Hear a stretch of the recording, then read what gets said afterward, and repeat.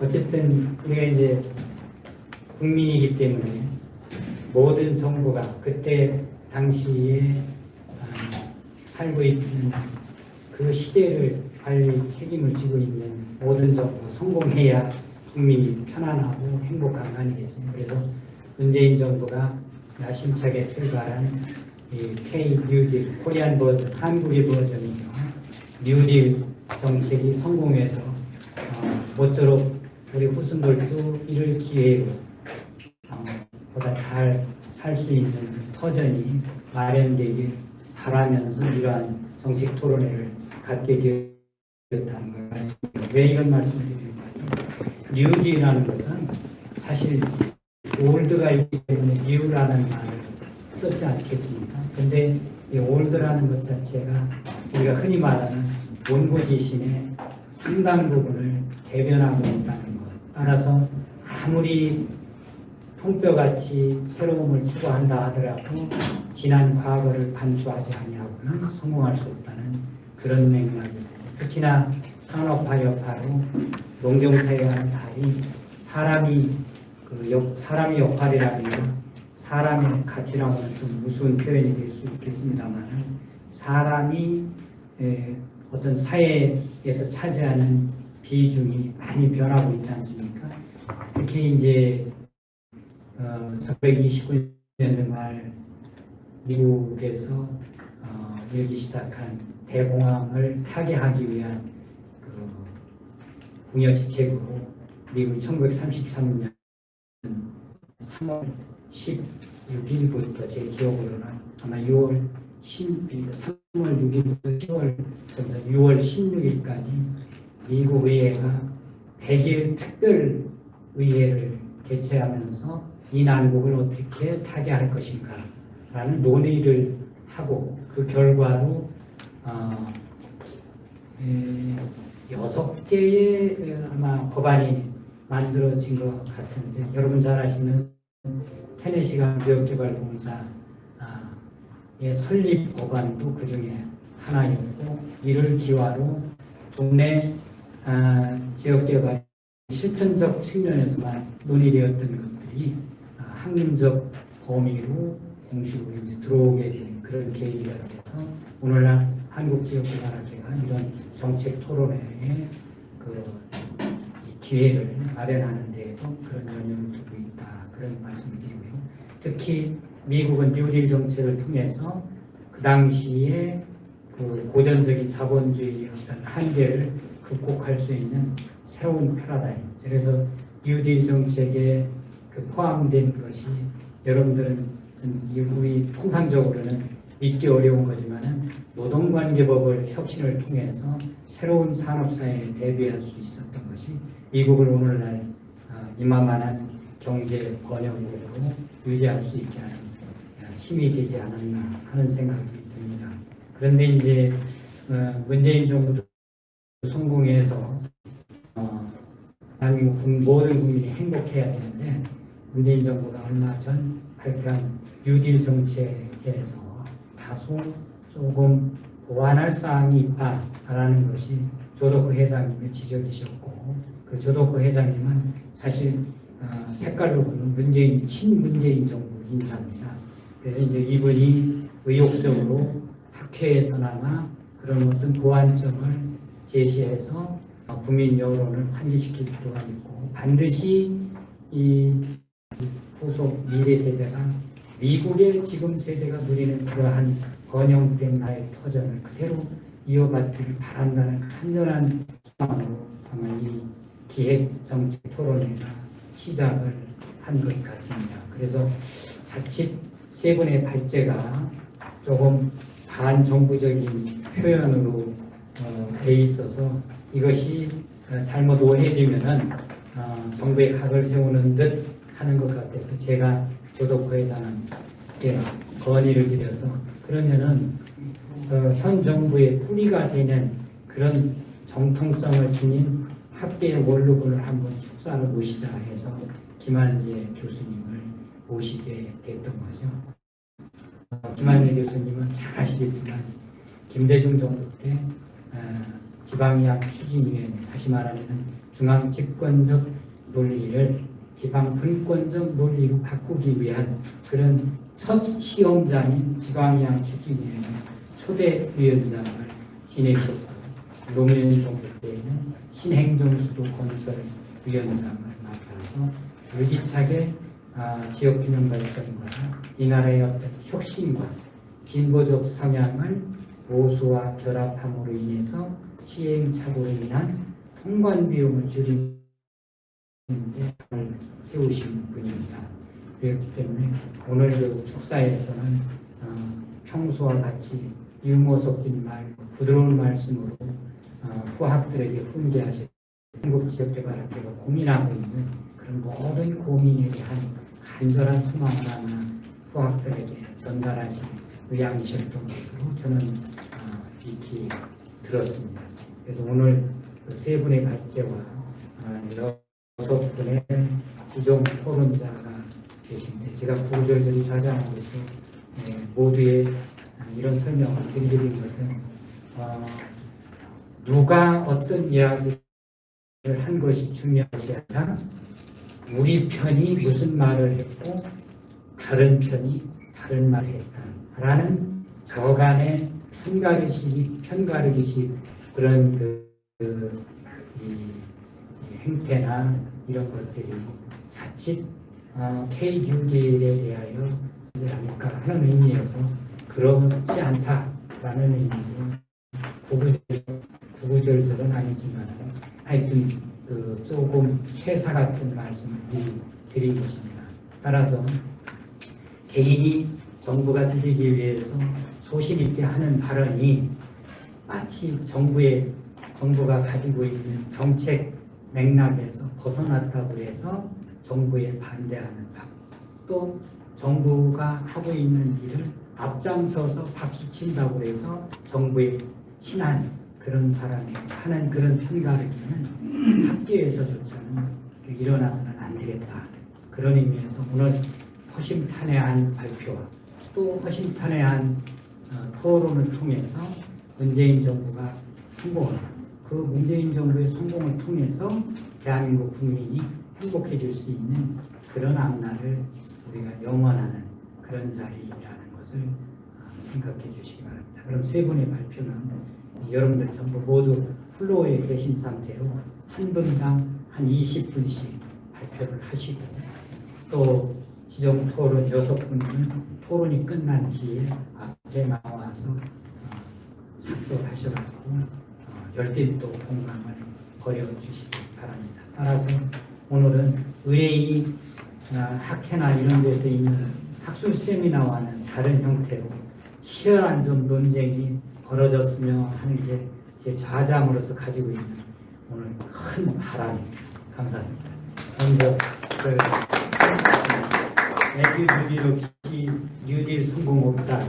기존 우리 학회의 명지대 교수님인데 우리 학회의 총무위원장 살림을 전체 맡고 있는 여러분 한번 박수로 맞이해 주십시오.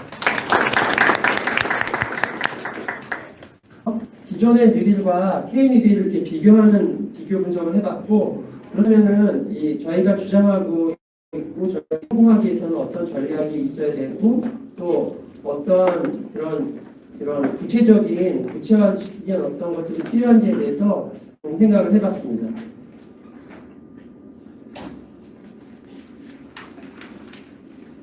첫 번째 이제 K-뉴딜의 배경과 조건에 대해서 말씀드리겠습니다. 그러니까 문재인 대통령이 7월 17일 날 전북에 가서 해양 풍력 실증단지에서 열린 한국판 뉴딜 그린 에너지 현장에서 발표하는 내용입니다.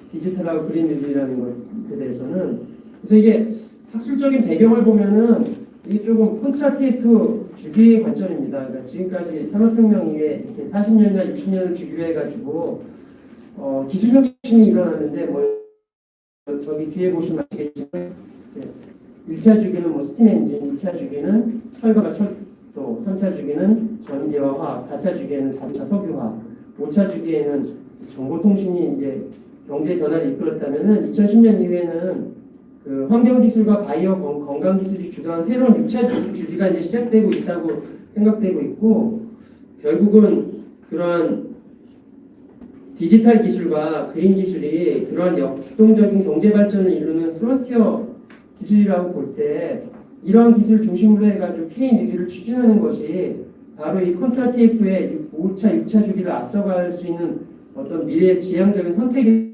겁니다. 그러니까 이게 막 그런 그 디지털 그린이 왜 나왔냐고 이렇게 말하시면 안 되고요. 이게 이런 콘트라테이프의 주기설을 가지고 설명을 한 거고 뉴딜이라는 말은 사실 아까 설명을 해주셨지만 사실은 이 말 자체는 새로운 약속이나 새로운 협약을 맺는다는 겁니다. 그래서 사실은 이게 막 정부가 확 밀어붙이는 이런 것들이 아니라 어떻게 보면 국민과 새로운 약속 또는 어떻게 보면 이런 이 뉴딜에 참여할 혜택을 볼 주민들과 담을 수 있는 뉴딜이라는 겁니다.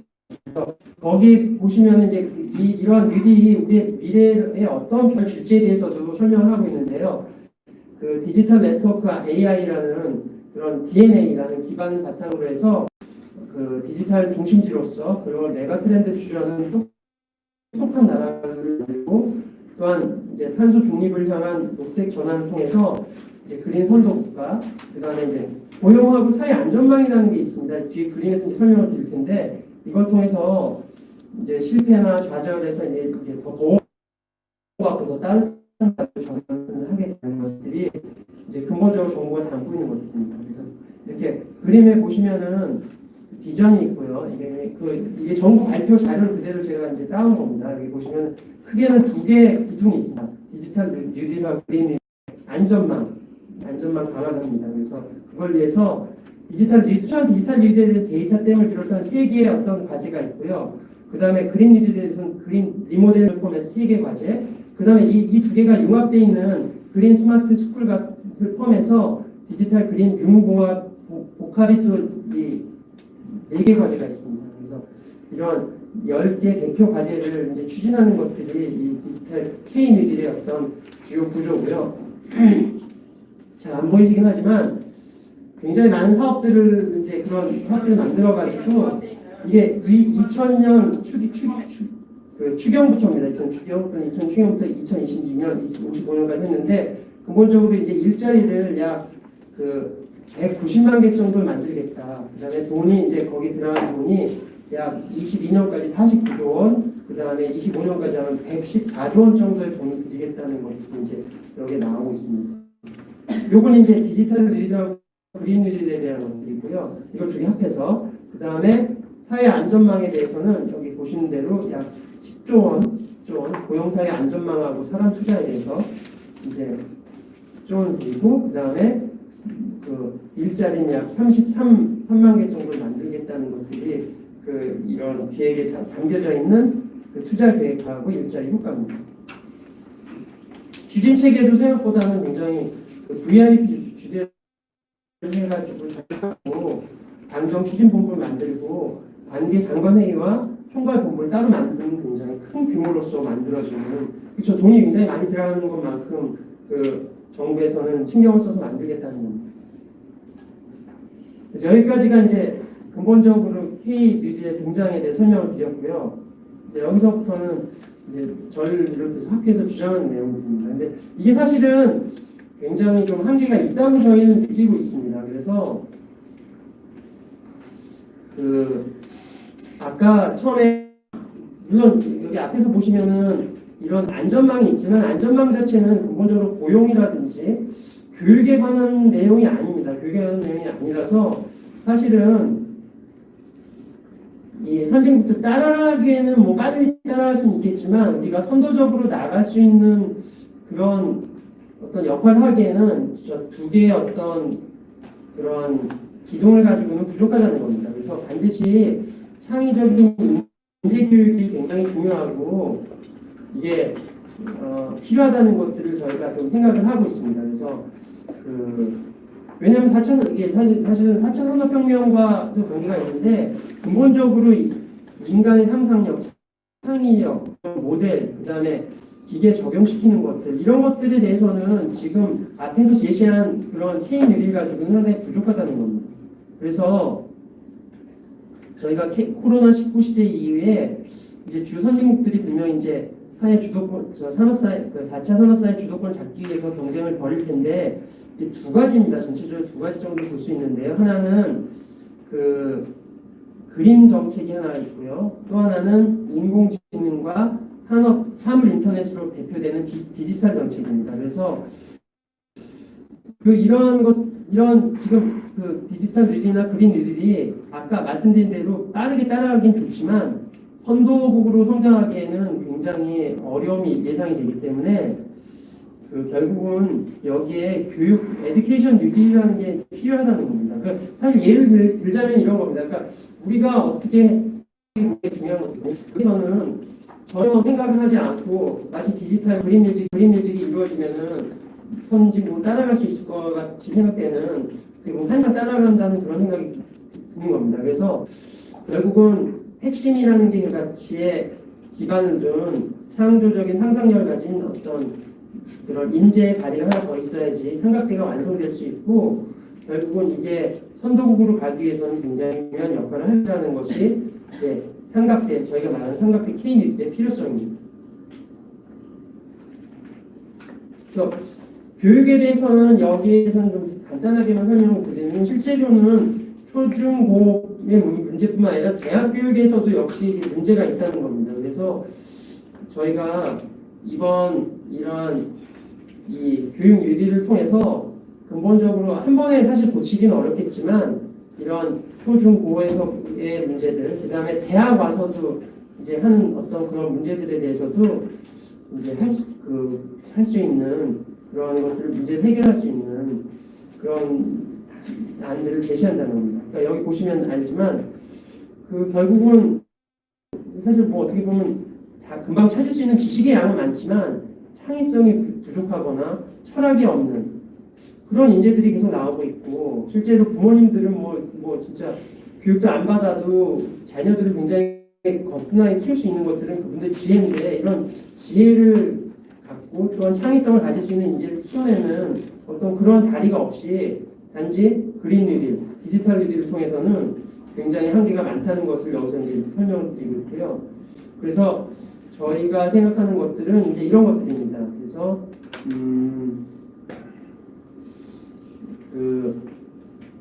방향입니다. 교육 뉴딜의 방향인데 머릿속 지식을 채우는 가르치고 배우는 교육은 기술적으로는 전 세계 한 명이면 가능한 시대가 됐기 때문에 교육법 전면 개정으로 교육 내용의 특성에 따라서 온라인 대면 방법을 융합을 통해서 교육과를 극대화할 수 있는 어떤 법적 근거를 마련해야지 교육 뉴딜이 성공할 수 있다는 겁니다. 그래서 사실 이런 것들은 왜 그러냐면 이 학생들은 게임을 하고 전혀 다른 어떤 세계에 살고 있는데 우리는 뭐 40년 전, 50년 전 했던 그런 그대로 교육 방식으로는 방식 자체도 틀렸고 그런 것들을 개혁할 필요가 있다는 거거든요. 그리고 여기 보시면 알겠지만 학생들의 궁금증과 창의성을 듣는 수업 혹은 함께하는 수업으로 변화시켜야 된다는 것들이고요. 그래서 튼튼한 몸과 공동체 가치, 그 다음에 예술 인문학적 기반의 상상력을 수학으로 모델화할 수 있는 창조적인 인재교육, 즉 교육 뉴딜이 가장 우선적으로 시행해야 될 것이라고 저희가 생각하고 있습니다. 그래서 다시 설명드리면 이런 것들입니다. 그러니까 4차 산업혁명 교육은 어떻게를 가르치는 것이 아니라 왜를 생각하게 하는 것이고 미래 인재는 이게 노하우를 많이 아는 것이 아니라 노와이에 대한 철학을 가진 어떤 창조적인 선도자여야 된다는 겁니다. 그래서 이게 단순히 이루어지진 않겠지만 저희가 제시하는 여러 가지 개혁 방식을 통해서 이제 할 수가 그러니까 중장기적으로 가능하다는 것들이거든요. 그래서 나온 대로 굉장히 핵심 내용은 교육 환경의 디지털화, 그래서 전국 교실의 디지털 책상 교체라는 것들이 있고요. 그 다음에 소규모 창의 수업, 학생 중심의 창의 수업을 위한 어떤 교육 인력 지원을 계속 확충하는 것들. 그래서 그런 것들이 결국은 교육 대상, 기간, 사회 수요, 정책 목표 등을 감안해서 세분화해야 되고 이는 교육 환경의 근본적인 개선과 획기적인 교육 창출을 가능하게 할 것입니다. 그래서 결국 에듀뉴딜 정책은 모든 학생들에게 행복한 학교를 만들어줄 수 있을 것이라고 생각하고 있습니다. 그래서 여기 보시면은 저희가 이게 바로 이제 저희가 설명드리는 기존의 어떻게 보면 디지털 뉴딜과 그린 뉴딜의 어떤 두 가지 방법, 두 가지 창의적 인재 부족으로 지속적 성장 동력이 약화될 가능성을 가지고 있는 이것인 반면에, 그러니까 결국 선진국들을 빠르게 따라가긴 하겠지만 방향성이 없을 가능성도 높고 결국은 이런 약점들을 가지기 때문에 여기에다가 여기 보시는 대로 교육률이라는 걸 심어가지고 도덕과 창의적으로 무장된 인재로 지속적인 선도적인 발전을 할 수 있는, 그래서 오히려 선진국보다 더 빠르게 나갈 수 있는 그러한 이 삼각대를 저희가 구상을 했습니다. 그런 거 보시고요.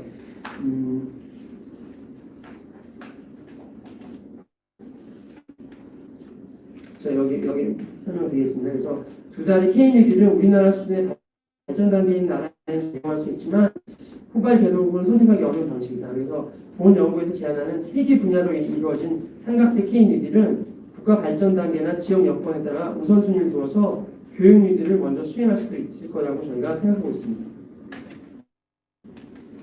그래서 이 내용들은 과연 이 기존의 K 뉴딜과 저희가 제안하는 삼각대 뉴딜 사이에 몇 가지 사항을 좀 비교해 봤습니다. 지속 가능성에 대해서도.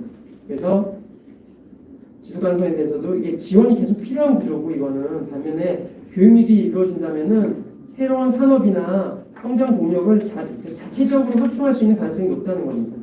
그리고 고용 창출에 있어서도 물론 K 뉴딜 효과는 있지만 이게 그 효과가 훨씬 크다는 것이 이 삼각대 뉴딜에서 생각하는 것들이고요. 특히 이제 공동체 가치 이런 것들에 대해서는 굉장히 방향이 불분명한데, 이 K 삼각대 뉴딜에서는 이런 도덕과 공동체 가치로 무장할 수 있는 기반을 마련해 준다는 겁니다. 그리고 사회적 갈등에 대한 문제들도 해결할 수 있고, 기술의 문제, 또 성장 엔진에 대한 것도 있고요. 특히 이 국제적인 공유 가능성이 K 뉴딜 같은 경우는 지금 한국 사회나 한국의 어떤 경제 구조를 만든다면은 이 지금 삼각대 뉴딜 같은 경우는 앞에 설명드린 대로 발전 단계에 따라서 굉장히 공유하고 다른 국가에도 개발도상국에도 나눠줄 수 있는 어떤 러닝 바이 등이라는 어떤 수업 방식의 혁신도 있고요. 그 다음에 온라인 교육의 확대와, 그리고 이제 아까 말씀드린 선도국으로 나갈 수 있는 그런, 그래서 K 뉴딜이 나중에는 경제적으로 성공할 수 있겠지만 이게 어떻게 보면 삶에까지도 영향을 주기 위해서는 이러한 교육 뉴딜이라는 이러한 요인이 분명히 추가가 돼야 된다는 것들이 여기서 주장한 내용, 저희가 주장한 내용입니다.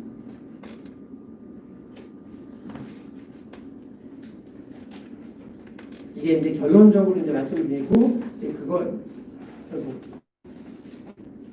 하나가 옆에가 빠졌네요. 이제 이게 두 개로 되어 있는 건데, 그래서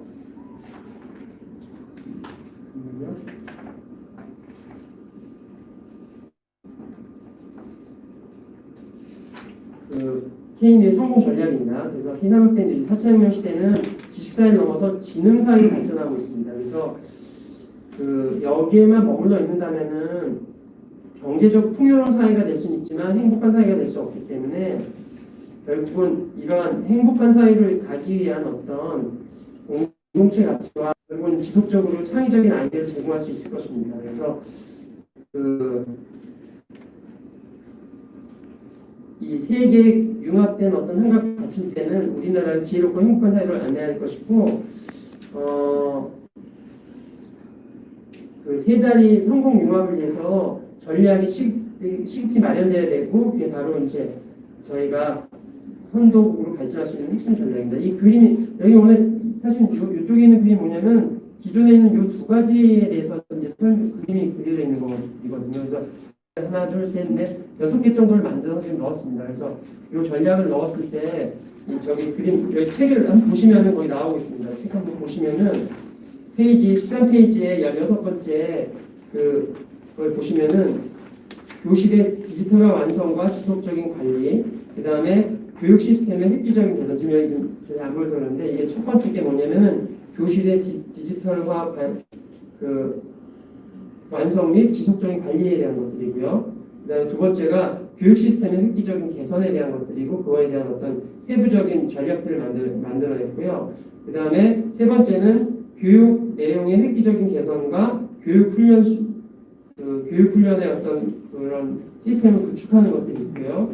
그리고 그 코딩 기반과 교육 플랫폼 구축하는 것들, 그리고 글로벌 교육 시장 개혁과 개방에 대한 문제들, 그 다음에 산업과 일자리에 관한 어떤 이슈들에 대해서 이렇게 교육 뉴딜을 기존에는 두 개만 있었는데 사실은 이게 여기 지금 금액이나 그런 것들이 없거든요. 일자리가. 근데 이 금액이나 일자리가 들어가면은 기존의 어떤 이런 금액이나 일자리 자체도 이제 다 바뀌게 될 겁니다. 여기 지금 금액이나 일자리 넣지 않았거든요. 그래서 기존 구조에서는 이런 그 그린 뉴딜과 디지털 뉴딜로 이루어졌고 그걸 이제 고용 안전망에서 이렇게 받쳐주는 꼴이었다면은 교육 뉴딜이 들어가서 전체적으로 세 개의 틀에서 이제 이런 구조가 이루어진다면은 분명히 훨씬 더 성공적인 그런 K 뉴딜 정책이 될 수 있지 않을까라는 것이 바로 이제 저희가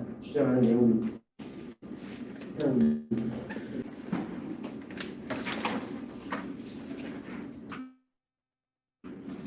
왜 이스라엘 사례를 소개할까 먼저 설명을 드리면 우리가 지금 하고 있는 이야기들 보면은 굳이 K1 이렇게 이름을 붙이고 또 이렇게 뭐 한다고 이렇게 새로운 건 저는 아니라는 느낌이 들더라고요. 이 내용을 미리 좀 보고 이렇게 했더니 어차피 일어날 일이고 어차피 진행될 일이고 ICT 아까 뭐 말씀하신 ICT 산업이 발달하다 보면은 자연스럽게 이제 그 에듀테크 쪽으로 자연히 이동을 하고 세상 흐름에 따라서 갈 일인데 지금 K-1이라는 입장에서는 어떤 이제 공급이 수요를 창출시킬 것인가라는 과제를 가지고 어떤 방향을 틀어서 어떤 그 촉진 작용을 한다는 이제 목표가 이렇게 지더라고요. 이제 제가 이해하기로는 저는 제가 이스라엘 유학 생활을 했고 이제까지 거의 뭐 한 40년 가량 이스라엘 왔다 갔다 하면서 이제 지내고 또 그걸 이제 생활의 일부 삼았기 때문에 얼핏 이스라엘이라는 나라의 성공 사례를 통해서 그렇게 가면 이런 성공이 오는구나라는 것만 딱 두 가지를 골랐어요. 하나는 이스라엘의 그 낙농업, 세계에서 창업 국가라는 이름이 있듯이 새로운 혁신과 창업이 굉장히 우수 사례로 발표가 이제 되기 때문에 그 두 사례를 가지고 이런 결과가 오기 위해서 어떤 데이터댐이 구축이 되었고 또 어떤 과정이 있었는가를 한번 소개를 하고 싶은 생각이 들어서 이스라엘을 선택을 했습니다. 이 주변에는 학교라는 대학교도 그렇고 초중고 학교라는 그 제도가 일단 우리가 이제 전에 기 교수님께서 말씀하신 어떤 휴먼 팩터를 성장시키고 배출하는 그 장이 되기 때문에 좋든 싫든 간에 그래서 이제 그런 와중에 있었던 학교의 변화 이스라엘 경험을 좀 소개를 할까 합니다.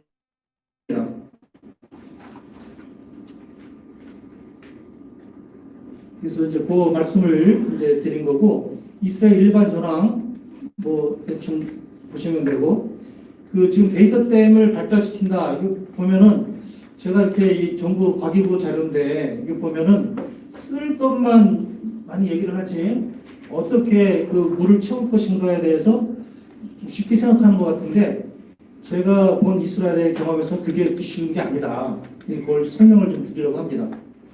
그래서 이스라엘 그 데이터댐 구축 사례, 그리고 성공 사례 이스라엘 낙농업을 보면 지금 그 전산화된 데이터베이스가 데이터댐으로 돼 있고 뭐 주당 체계량, 우유 성분, 족보, 임산기록, 건강세 등이 이런 것들이 전부 리얼타임 실시간으로 기계, 로봇으로부터 촬영이 되어가지고 쌓여서 활용이 되는 시스템을 사람들이 가지고 있어요. 이스라엘 낙농업에 대해서 좀 필요하신 분들은 그 백데이터로 조금 이제 소개를 해드렸고 참고 자료도 이렇게 제가 좀 정리를 해드렸습니다. 그래서 중간 그 사회 낙농업이 발달해서 우리나라는 지금 유대가 1리터당 1,082원, 2015년인데 여기서 한 10원인가 20원 올랐을 거예요. 그 다음에 이스라엘은 624원. 그 다음에 이 유가를 구성하는 가장 중요한 게 사료비. 낙농업을 구성하는 요소들이 낙농진흥에 해당하는 이스라엘 데어리 보드, 종축계량협회라는 이스라엘 협회가 있고, 그다음 이스라엘 특이하게 수의협동조합으로 모든 수의사들이 협동조합으로 고용이 돼 있어요. 그래서 수의협동조합, 아플라이프라고 그러죠. 종축회사, 그다음에 정부, 그다음에 유가공업체, 서울유나 뭐 남양우유처럼 사료회사들 굉장히, 그다음에 차교 사양관리 시스템 이런 업체들이 있고, 이런 업체들이 말하자면 플레이어들인데 이 플레이어들이 모두 모여가지고 이제 데어리 네트워크라고 하는 이제 클라우드 시스템으로 정보가 모이고 교류하는 이제 그런 과정이 있습니다. 그래서 이 시스템 엔지니어를 분석을 해가지고 사람들이 오랜만에 이 자료들을 모았어요. 그래서 여기 보면은 우유 회사들, 그다음에 여기 사료 회사들, 그다음에 기르는 사람들, 각 요소들이 정보가 어떻게 돌아오는지를 좀 구성을 해가지고 이게 지금 현재 몇 단계를 쭉 지났지만 테크놀로지가 발달할수록 이게 애드온 되면서 지금 실시간으로 되고 있어요. 그럼 종축계량협회에서는 지금 복장에서 어떤 소가 어느 정도 유량을 내 가지고 어느 정도의 그 가능성을 있는지를 종축회사가 알고 이 컴퓨터를 통해서 그걸 확인한 다음에 그 목장에 가서 그 소를 자기 이제 종축으로 가져가려고 준비를 하고, 그것도 1년에 몇천 마리씩 구고를 하고, 그다음에 검증을 하고 조상 검증 다 할 수 있어요. 이렇게 이제 어마어마한 자료가 이렇게 되는데 이 사람들이 이걸 구축을 하고 그러는데 30년, 40년 걸렸다고. 그러니까 이런 그 시스템이 있고 데이터 댐에 있는 자료들을 이용하는 시스템이 있기 때문에 제가 말씀드린 대로 이렇게 값싼 우유가 공급이 가능해지는 생산성의 향상이 이루어질 수 있었다. 이런 말씀을 하나 사례를 드립니다. 여기 보시면은 여러 이제 협회라든가 여러 기관들이 서로 이제 포털을 통해서 서로 교류하고 연결되어 있는 이제 그런 모습을 이제 볼 수가 있죠. 우리나라 경우를 보면 우리나라는 없냐? 우리나라도 농협에서 오랜 동안에 이 데이터를 모아놓은 게 있어요. 전산화 돼 있고 종축계량협회도 있어요. 다들 갖고 있다고. 또 우유 회사들 남양유다, 서울유다 그러면 자기들이 또 모아온 자료들이 전산 다 돼 있어요. 근데 구슬이 서마리에도 이게 꿰어야 고배인데 누가 꿰을 것인가, 어떻게 꿰을 것인가에 대한 그렇게 있는가. 결국은 제가 이렇게 이스라엘 경우에 보면은 정치력이더라고요. 서로 협력하고 논의하고 공동선을 통해서 의견을 서로 모으고 이런 과정이 이 배경에 있기 때문에 이런 결과가 나올 수 있다. 이 사람들이 막 어느 아침에 논리적으로 논의를 해가 아니라 지지고 볶고 싸우고 회의를 하고 또 틀어졌다가 몇 년째 계속 이렇게 그런 과정을 통해서 끈기. 두 번째 데이터댐 구축 사례 제목을 실패를 자산으로 했는데 이거는 질적인 차원의 데이터를 말하고 싶었던 거예요. 아까 보면은 어떤 숫자로 형성 어떤 살아있는 데이터라면 질적인 데이터로 이스라엘 창업국가 성공의 가장 밑바닥에는 투너파라고 하는 이스라엘 경제부 소속에서 진행하는 이제 프로그램이 있어요. 이 기술자 발명가가 창업 과정에서 처음에 할 때 이제 그랜트입니다. 돈을 갚아도 되지 않는 돈인데 1년에 한 500개 정도가 여기 이제 신청을 해가지고 한 이렇게 25% 정도가 서류 심사에서 뽑혀요. 그러면 뽑히는 순간에 이제 5만 달러를 줍니다. 그랜트로. 우리가 한 6천만 원이죠. 6천만 원을 주고 그 다음에는 이게 투너파 프로그램에 있는 심의 평가자가 이 사람들을 따라다녀요. 한 달 반 동안 어떻게 사업을 하고 준비를 하는지 보고서를 작성을 하는 거예요. 이 사람 창업 아이디어가 경제성이 있고 살 수 있는지를 쭉 기록을 해가지고 이 기록을 가지고 한 달에 한 번씩 모여가지고서 그 심사를 해서 이제 뽑히는 그 사람들에게 그 일단 이제 그 돈을 주는 겁니다. 그러면 이 뽑힌 그 회사들 중에서 그 보통 한 500개 중에서 한 120개, 130개가 승인이 되는데 이 승인됐다고 끝난 게 아니라 얘네들이 그 이제 나중에 자동적으로 요 밑에 잘렸는데 그 엔젤 투자를 받는 단계까지 이제 가는 것으로서 얘네들이 이제 그 끝납니다. 근데 평균 20% 정도가 정말 여기 그 100개라고 치고 그 중에서 한 25개 정도만 진정한 창업을 하는 거예요. 창업을 했다는 얘기는 뭐냐면 내가 엔젤 투자를 받든가 아니면 창업 그 콜센터에 입소를 한다든가 이런 식으로 심지어 자연스럽게 어떤 그 비즈니스 외부 투자를 이렇게 받는 그런 것으로서 이 사람 창업 성공했다고 판단을 하거든요. 그러면은 제가 말씀드리고 싶은 건 나머지 80개는 뭐냐?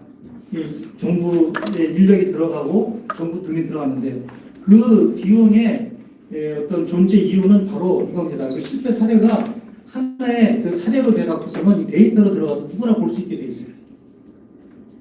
그러니까 어떤 사람이 비슷한 아이디어를 가지고 한번 직접 안 해도 이미 실패한 사람들, 벌써 이 사람들이 지금 하고 있는 게 20년, 30년이니까 해마다 80개씩 30년 38, 24, 뭐 2,400개 정도의 다양한 그런 케이스들이 있거든요. 이 케이스들을 뭐 자기 그 분야에서 하고 싶은 거에 비슷한 아이디어가 있는지, 왜 망했는지를 우리가 볼 수 있는 이런 귀중한 자산이 직접 데이터 때문에 구축되어 있다 이거죠. 그래서 이런 것들이 그 소위 말하는 이스라엘 창업국가 성공 요인에 가장 그 베이스에 깔려 있는 그 사례다 이렇게 봅니다.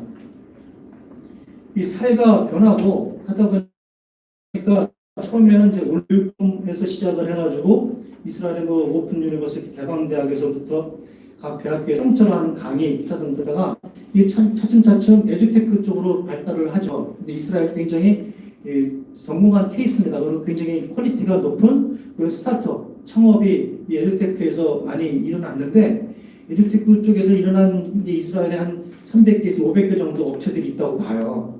우리나라에도 지금 뭐 네이버라든가 이런 데서 굉장히 뭐 웅진 이런 데서 그 에듀테크 쪽에 굉장히 많이 투자를 하고 막 그러는데 이스라엘은 그런 큰 대규모 기업이라기보다는 이렇게 500개 정도 되는 스타트업들이 굉장히 퀄리티가 높고 그러죠. 그래서 교육을 온라인으로 제공하는 이러닝에서 이제는 테크놀로지와 오토메이션, 그다음에 리스킬링 이게 산업이 발달하다 보니까 이 기존에 있는 성인들에 대한 어덜트에 대한 재교육, 기술 재교육, 그다음에 그 업스킬링 또 이게 새로운 기술들을 자꾸 이렇게 업그레이드 시켜야 되거든요. 그래서 이런 데 대한 그 내용들 교육들이 이제 굉장히 플랫폼으로 되어 있고 이스라엘 업체에서는 직장인 교육 프로그램 같은 것들이 굉장히 나와가지고 우리나라 진출해 있어요. 그래서 이것도 계속 이루어지고 그러면 퍼스널라이제이션, 맞춤형, 개인에 따라서 그 다음에 그 억세시빌리티, 접근성, 집에서 하든 직장에서 하든 학교에서 하든 그 다음에는 이제 그 플렉시빌리티 이것을 구현을 하는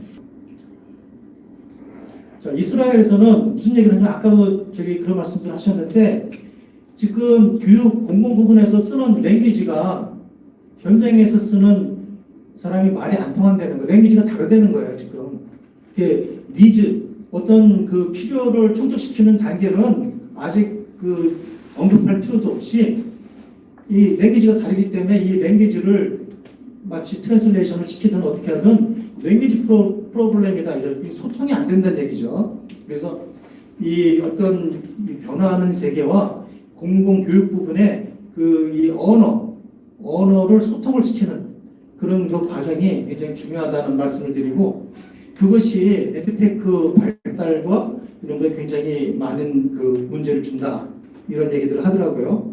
물리 슈무엘 에덴이라는 사람은 이스라엘 인텔에서 그 펜티엄 그다음에 센트리노 이런 것들을 개발한 개발 책임자예요. 이스라엘 테크니온 그 나온 분인데 이분이 뭐라 그러냐면 미래 남을 노동력과 도태될 직업을 생각하면 현재 교육과 경제 시스템, 특히 공공 부분은 난관에 봉착할 거라는 겁니다. 아직 개발되지 않은 기술을 사용해서 아직 존재하지도 않는 직업과 직위를 만들고 아직 드러나지도 우리가 모르는 문제를 해결할 수 있도록 준비를 시켜야 된다. 이게 지금 우리가 자녀 세대에 준비를 시켜야 되는 과제라는 거예요. 이 사람이 보기에는.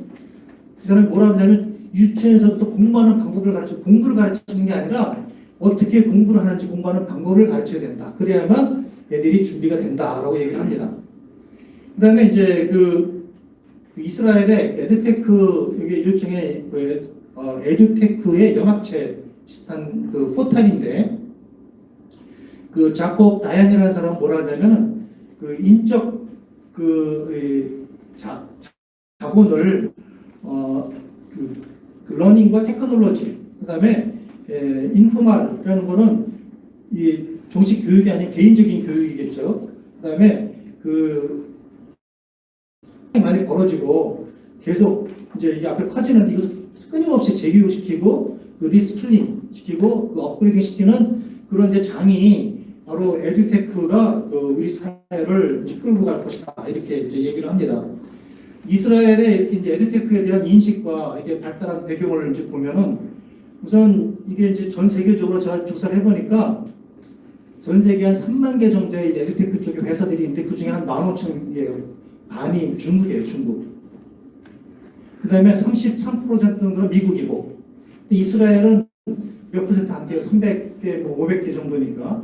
그렇지만 이제 각 회사마다의 퀄리티도 있고 여러 가지가 있는데, 에듀테크 산업이 발달한 거는 자연스럽게 이제 바이오테크, 그다음에 클린테크 쭉 오다가, 그다음에 이제 ICT 계속 하다 보니까 자연스럽게 이제 수요와 이런 것들이 그 스타트업 창업 국가 생태계가 에듀테크, 그리고 이 뒤에 받침하는 우수한 대학교와 연구기관들이 있고, 그리고 이스라엘의 이제 특별한 이제 기술 과학 교육과 영재 교육 우선시하는 그 사회적인 어떤 공감대가 있고, 계속 거듭 얘기하지만 이 창의성, 제가 이스라엘에서 가지고 있는 저 화두입니다.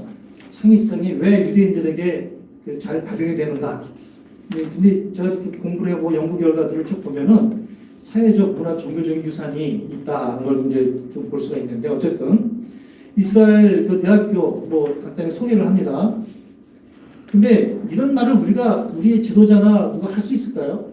우리 힘의 원천은 우리의 대학교다. 얘들은 당연하게 그 라빈 수상이 얘기를 할 수 있는 거예요.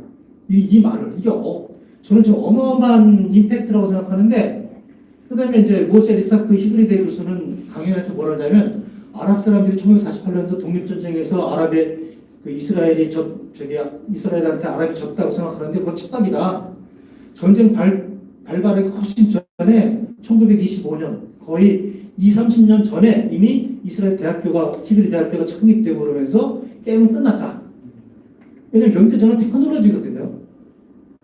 과학이고, 그 다음에 그런 어떤 여러 가지 그런 것들이 있기 때문에 이 테크니온 히브리대 와이즈만 텔아비브 대학교를 봐도 그냥 단순한 대학교가 아니라 일자리를 창출해내고 벤처 기업을 만들어내고, 이 T3, TT 이런 거는 트랜스퍼 테크놀로지, 기술 이전 회사입니다. 학교마다 그걸 가지고 있어요. 그래서 사회에 진정한 원동력을, 동력을 제공하는 게 이스라엘 대학교다. 그 다음에 이제 영재교육, 과학기술 뭐 굉장히 특이하고 국민적인 지지가 크고, 과학기술, 이게 살 길이다. 전쟁도 하는 나라고 그러니까 여기에 대한 것도 굉장히 중요한 부분인데, 이 영재를 이스라엘에서는 그 각 나라마다 민족마다 주어진 그 어떤 축복으로 보거든요. 확률적으로. 근데 이 사람들은 우리나라 비교해 넓게 봐요. 영재나 우수 학생을 거의 18%, 12%까지 보니까. 왜냐하면 애들은 어디를 튈지 모른다는 거예요.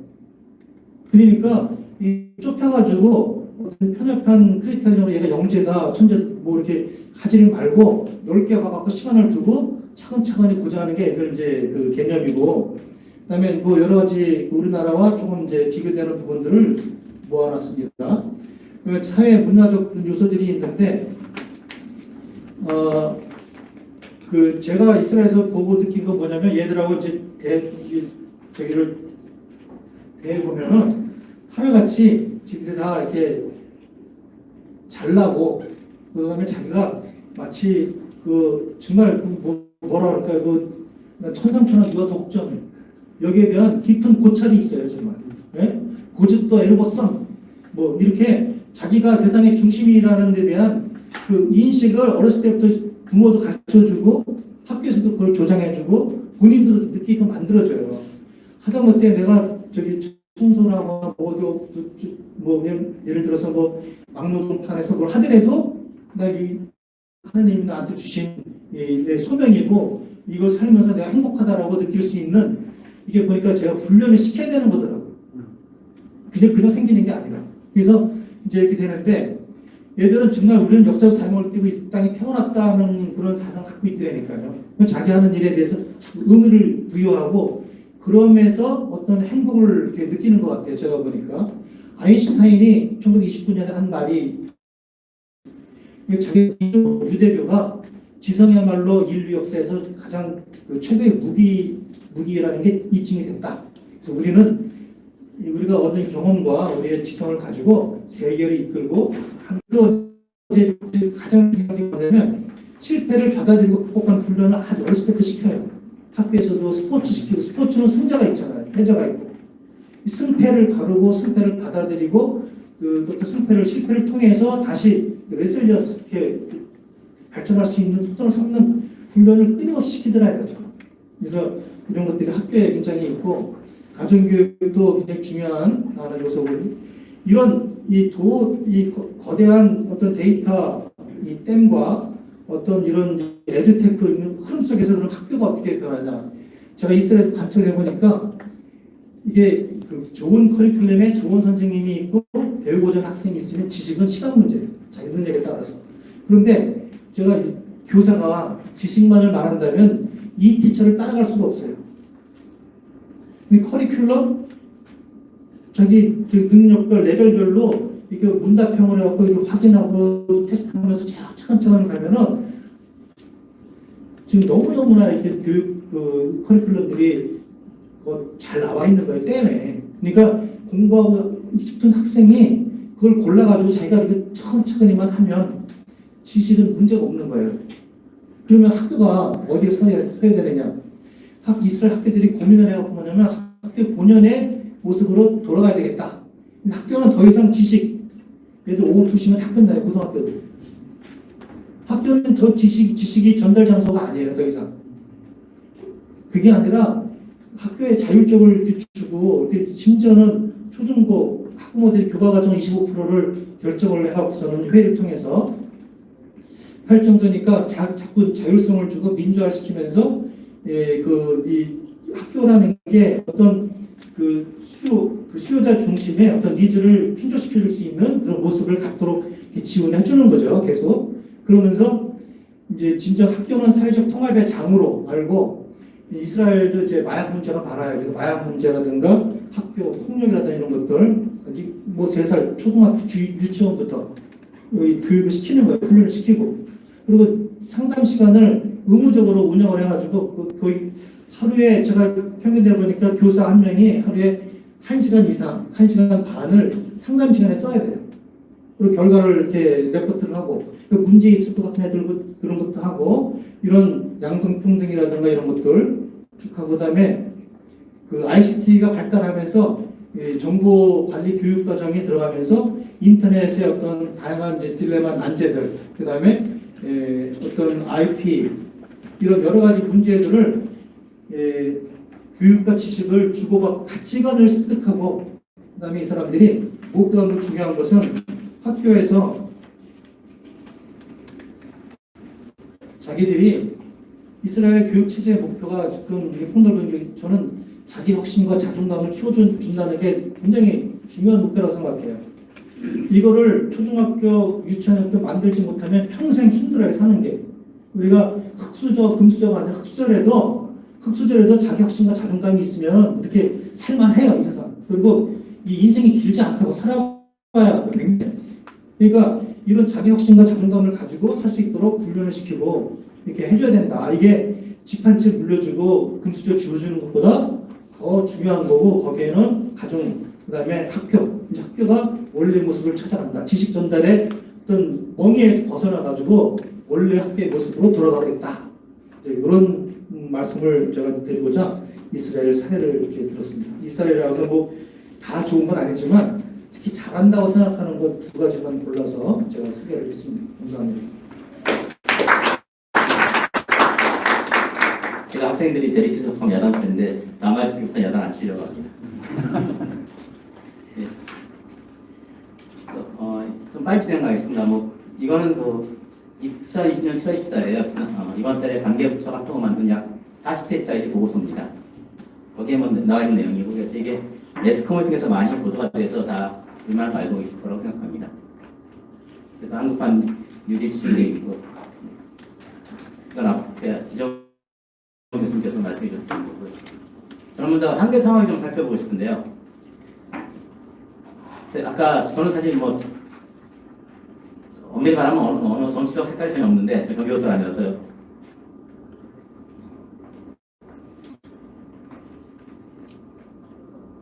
네, 근데 보시면 역대 정부에서 정책 기조가 계속 바뀌었습니다. 제가 드리고 싶은 말씀은 뭐냐?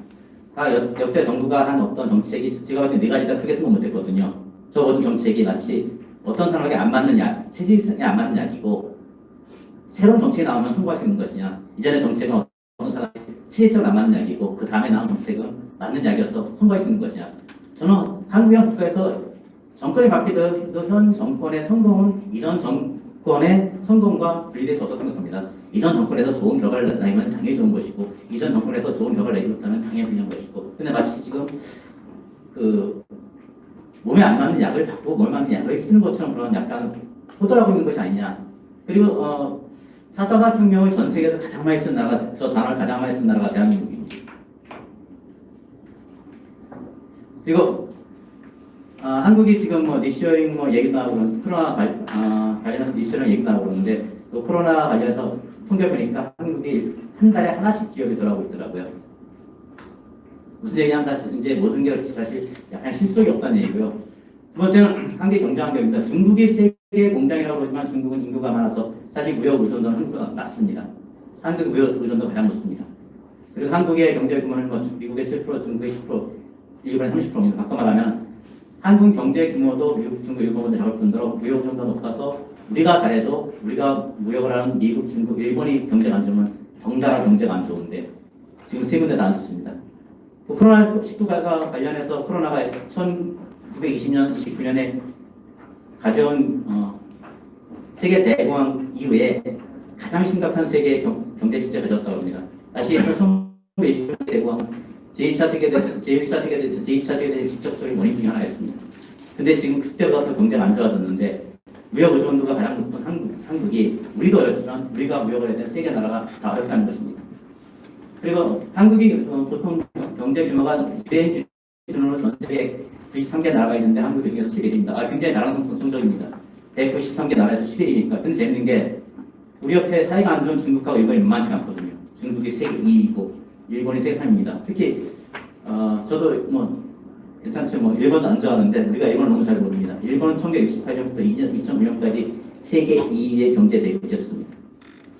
무슨 말씀이냐고 중국과 일본 사이에 살아남으려면 굉장히 합리적이고 이성적으로 장기적으로 접근해야지 단순한 감정과 접근할 수 없습니다. 일본은 다시 말씀드리지만 1968년부터 2005년까지 세계 2위의 경제 대국이었습니다. 그리고 일본 관해서 뒤에 가서 앞서 말씀드리자면 사실 조금 한국이 간과해서 안 돼 좀 데이터가 좀 많습니다. 그래서 한국이 경제 상황이 이게 딜레마 상황에 생각합니다. 한국의 경제가 성장과 분배의 딜레마인데 2년 전 정치적으로나 모든 면에서 2년 대립하면서 경제상 성장과 분배의 딜레마 있는데 한국이 두 마리의 토끼 잘 잡을 수 있느냐. 사실 사회적 합의가 일어나도 성장과 분배의 두 마리의 토끼 잡는 것이 정말 어려운데 지금 사회적 합의도 안 일어나고 2년도 달려있는 상태에서 성장과 분배의 두 마리의 토끼 다 잡을 수 있냐. 이건 일단은 말씀드리면 아주 죽어라고 열심히 울면서 성장을 잘 받아야 되거든요. 사실 이건 가능하지 않습니다. 그리고 데이터로 쓰면서 발표하라고 하는데 제목이 주제가 뭐냐고 해서 디지털 리더들이 당장 설마 그러더라고요. 제 학교에서는 기계치료 소문났거든요. 그래서 동대 교수는 컴퓨터 쓰다가 잘 안 되면 큰 소리 칩니다. 어떤 놈이 이렇게 만졌어 큰 소리 치는데 저는 평생 목소리 같은데 그때는 갑자기 작아집니다. 그리고 혼자 중얼거립니다. 내가 뭐 잘못 눌렀나.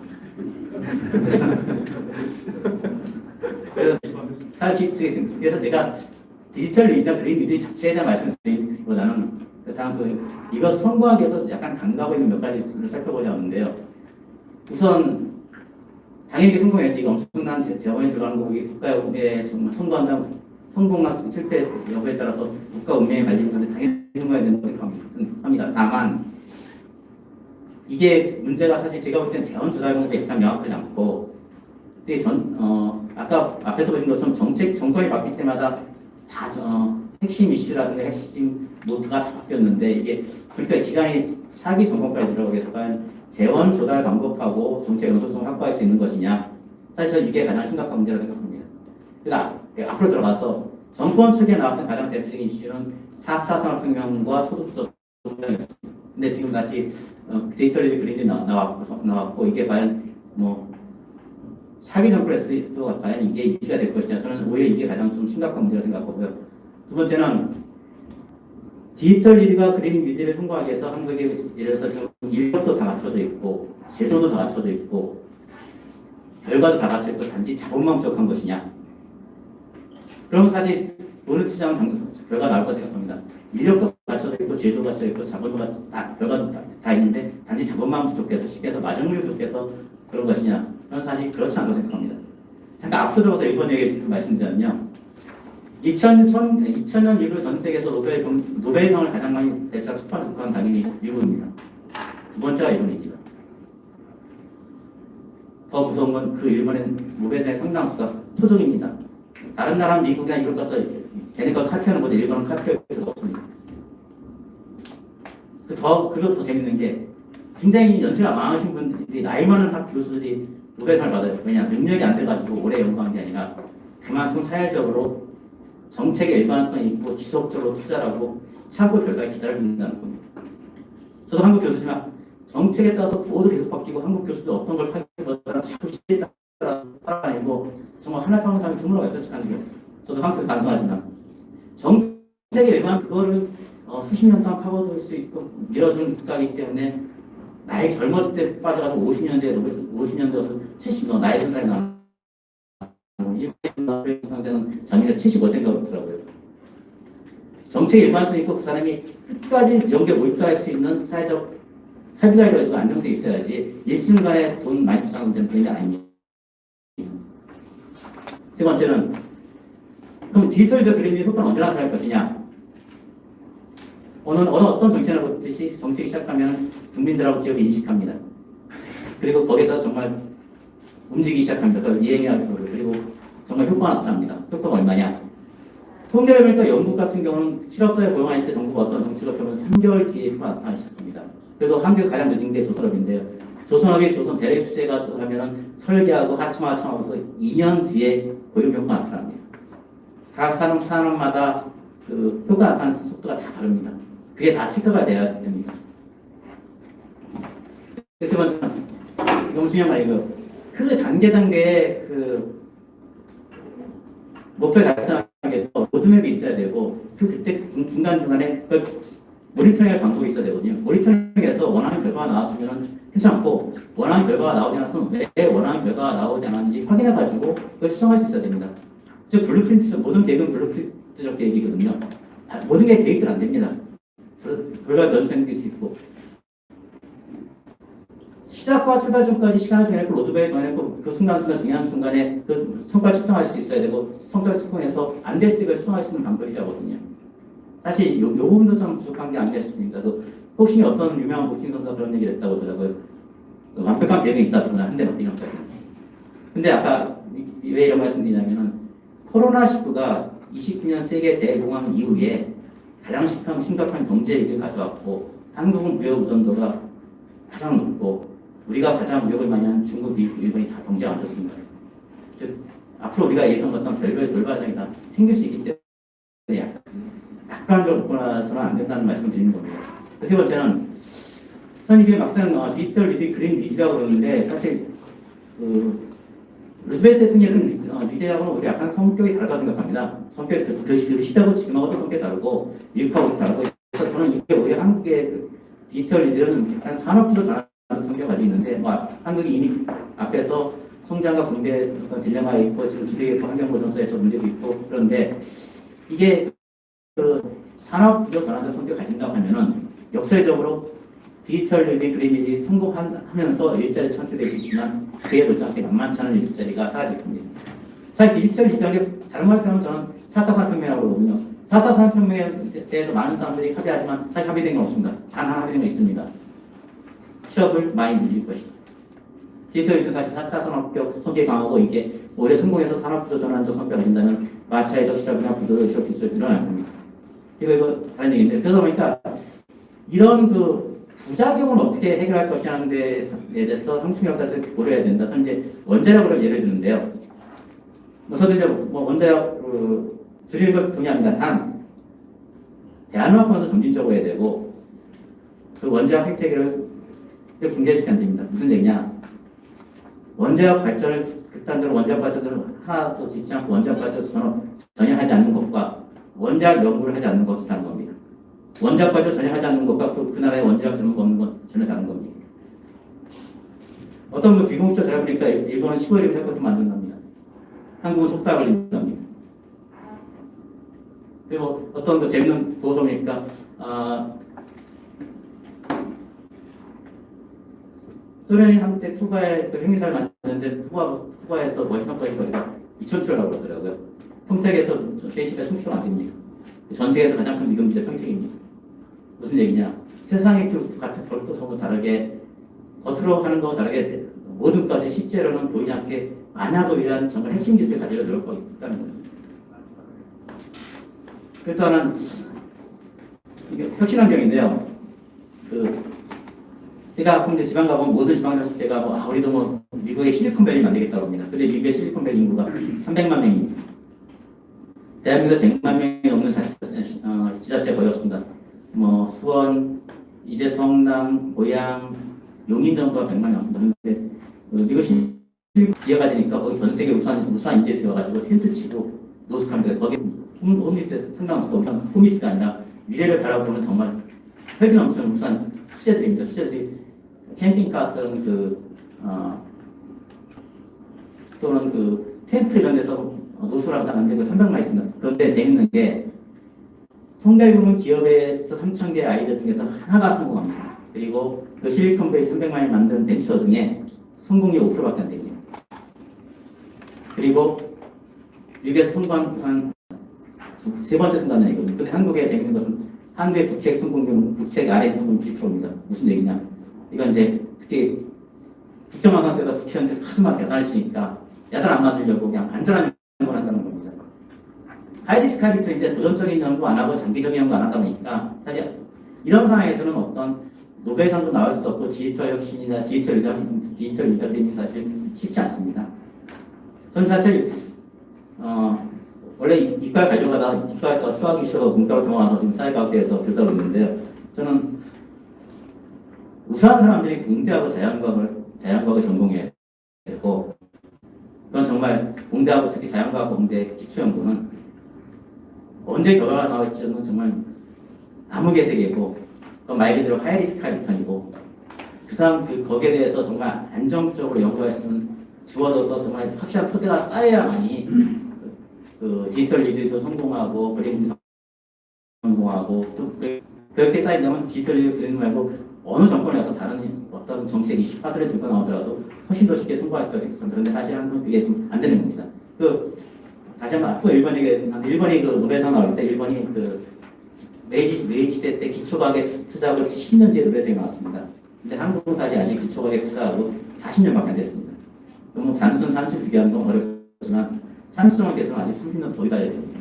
물론 더 많은 추격 효과도 있고 여러 가지에서 시간 단축할 수 있지만 무슨 얘기냐 이게 그렇게 단기간에 결과가 이루어지지 않는다는 얘기입니다. 이제 이건 아까 앞에서 박 교수님 좀 더 자세히 설명해 주셨으면 좋았는데 전문가시니까 한국에 보면은 아까 앞에서 국책 RN인데 90%가 성공 이미 도전 안 하는 그렇다면 성공하시면 토양이 이미 아니라는 얘기입니다. 그 노벨상을 나온 노벨상은 아니고요. 어쨌든 성공했습니다. 실패한 10%는 어떻게 받느냐? 아무도 모릅니다. 다 숨기거든요. 아까 앞에서 박근혜 박사님 말씀 것처럼 실패 비즈니스가 안 되는 겁니다. 하이스카이턴 도전하고 실패한 거는 연금이하고 이런 상 징계 받아야 된다. 하지만 모든 걸 다 했음에도 불구하고 어쩔 수 없이 실패했다고 그러면 그건 어쩔 수 없는 겁니다. 그럼 아니, 모든 걸 다 했는데 모든 걸 다, 최선을 다했는데 사람 예측할 수 없는 정말 어떤 일이 있으면 어쩔 수 없는 그건 어쩔 수 없는 거고 대신 그 사람의 노하우하고 실패 경험담을 공유해서 오히려 동일한 실패를 다른 연구자들이 반복하게 하지 않는가. 아까 앞에서 방금 말씀 데이터처럼 동일한 실패를 당하는 사람들이 반복하지 않게 하는 실패 비즈니스 이것도 정말 엄청난 효과가 있는 거 생각합니다. 근데 한국에 만든 것 같고요. 그리고 이제 또 하나는 그 어떤 사람이 그 책을 보니까 미국하고 유럽을 비교하면서 미국의 벤처 기반을 미국 사람 성향을 사냥꾼에 비교하고 유럽 사람들 성향을 농민에 비교했더라고요. 그런 얘기가 유럽은 한국과 좀 비슷해가지고 실패하면은 약간 네가 문제가 있는 거 아니냐 이런 생각하는데 미국은 다르답니다. 실패하면 네가 도전해봤으면 실패한 거지. 한 번도 도전 안 하고 한 번 실패하는 사람 뽑느니 난 차라리 여러 번 도전해서 여러 번씩 해보겠다. 문화가 다르답니다. 저는 당연히 후자라고 생각합니다. 그리고